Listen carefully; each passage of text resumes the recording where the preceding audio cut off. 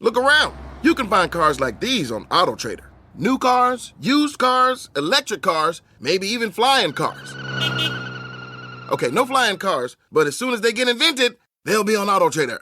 Just you wait. AutoTrader. You're listening to a Mint podcast brought to you by HT Smartcast. Good morning, listeners. Welcome to Top of the Morning by Mint, your weekday newscast that brings you 5 major stories from the world of business. It's Thursday, July 18th, 2024. My name is Nelson John. Let's get started.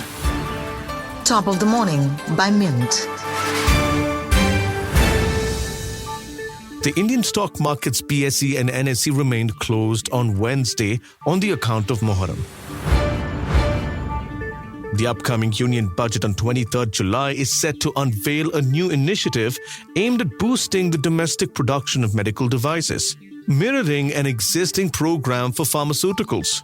This move is intended to enhance self-sufficiency in medical equipment, potentially lowering healthcare costs.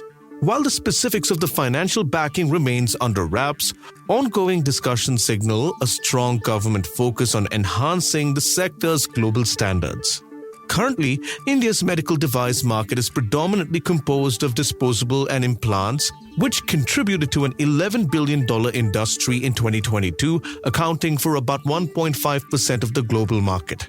Projections suggest this could expand to $50 billion by 2030. Mint's Priyanka Sharma reports that the proposed scheme is expected to resemble the revamped Pharmaceuticals Technology Upgradation Assistance Scheme launched earlier this year. The scheme supports technological advancements in the pharma sector through financial incentives. A new piece of legislation from the Karnataka government made news on Wednesday. The now-halted bill required that 50% of management and 75% of non-management roles in the private sector be reserved for local residents. Local residents are defined under the bill as individuals born in Karnataka or have lived in the state for at least 15 years. Being able to speak Kannada is also mandatory under this bill. The pause came after this policy shift was being seen as a serious challenge, particularly to the IT sector, which is a major contributor to the state's economy. The potential impact on these sectors includes a decrease in investments and a possible exodus of companies to other regions with less restrictive employment laws. Industry bodies like Nasscom even expressed deep concerns, predicting that such protectionist measures could deter global firms looking to invest in the state. Mint's Devina Sengupta explains how the now-paused piece of legislation could have impacted Karnataka's position in the race to become the country's biggest tech hub. Guess what startups can do without? A chief technology officer. Major tech-driven companies like Zomato, Healthify, Swiggy, and others are reconsidering the necessity of this senior executive role. Mint's Mansi Verma reports that instead of hiring new CTOs, these firms are redistributing responsibilities to existing team members or leaving the position vacant altogether. So what's causing the shift? Firstly, the cost of maintaining such a high-level position is substantial. CTO compensation packages often include hefty salaries and stock options, which can be financially burdensome. Additionally, internal promotions and reallocations of duties are proving effective. Companies are finding that empowering existing staff can maintain momentum and innovation without the need for a dedicated CTO. Despite this, an absence of the CTO could pose challenges, especially for companies relying on cutting-edge technology. The impacts of climate change are increasingly visible and distressing, ranging from severe floods to prolonged droughts.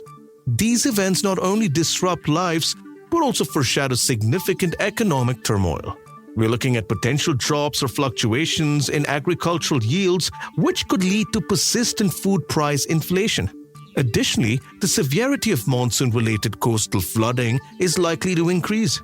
In this article, part of Mint's special series of pre-budget stories, former Minister of State for Finance Jayant Sinha talks about how India's goal of net zero emissions can be reached through 3 steps: legislation, emission trading, and capital mobilization.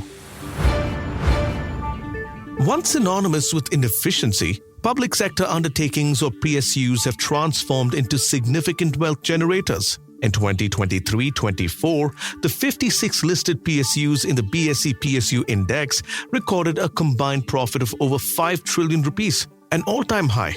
This surge is particularly attributed to the government's emphasis on enhancing India's infrastructure, with capital expenditure rising dramatically over the past decade. Yet this remarkable performance raises questions.